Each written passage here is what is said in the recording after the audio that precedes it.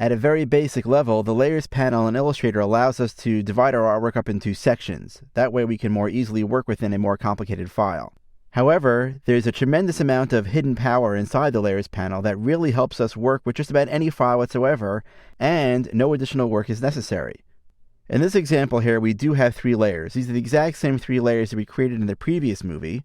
The document that I'm working with here, if you want to follow along, is called Object Hierarchy. You'll find that inside of Chapter 9 of the exercise files. And let me go ahead and move this just a little bit over here to the right here so we can get a better idea of what's happening. I'm going to expand this particular layers panel so that we can kind of see a lot more of it. In a minute you'll see why. Notice that each of the layers themselves have a little triangle, what we call a disclosure triangle, or some people refer to them as twirlies or twirl downs.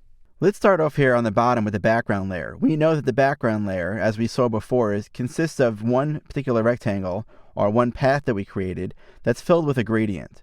If I go ahead in the Layers panel right here, and I click on that little twirl down, I'll see that the path exists here. Now, even though this path is listed here in the Layers panel, this itself is not a layer.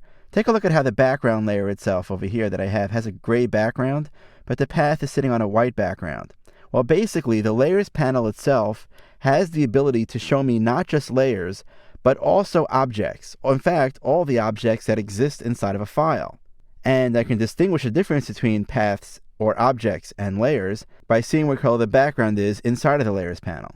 In fact, let's go ahead and click on the twirl downs for the separate objects layer and also for the grouped element layer. I'll click down over here in the blank area so that I have no layers selected. As a quick overall view, I can see right away that I have 3 layers in my document. I have the grouped element layer, the separate objects layer, and the background layer, again identified each by gray backgrounds. The white backgrounds here indicate objects that exist inside of those layers. The importance of this is twofold. First of all, I have the ability now to see every single object that exists inside of my file right here in the Layers panel. And in addition, I also have the ability to visually see the hierarchy or the way that the objects are built inside of my file. Remember that everything inside of Illustrator is built from the bottom up. So I see that in this document, this path comes first on the bottom, it's the background. Then I have this particular path here, then this path, this group, this path, for example, and then moving forward.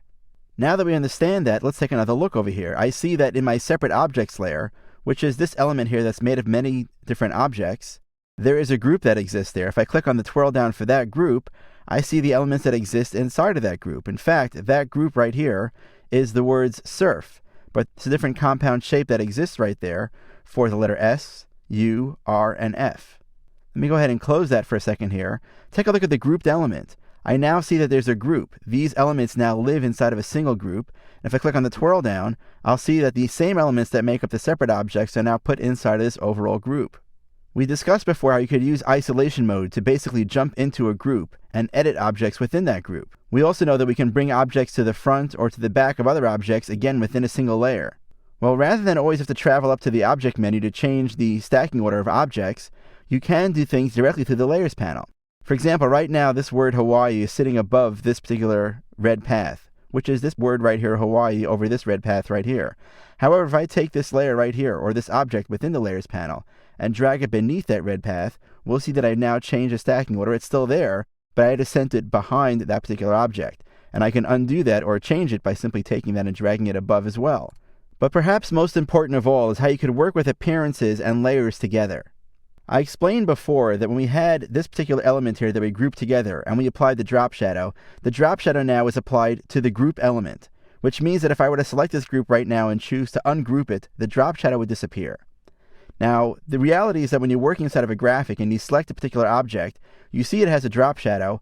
How do you know if that drop shadow belongs to the group or not? Well, when you use the Layers panel, there's a really easy way to tell. Take a look over here. I'm going to deselect this piece of artwork right now. Take a look on the far right side of the Layers panel, and you'll notice that each layer or object has a little circle here. Some of these circles are hollow, while some of them are filled with a gradient.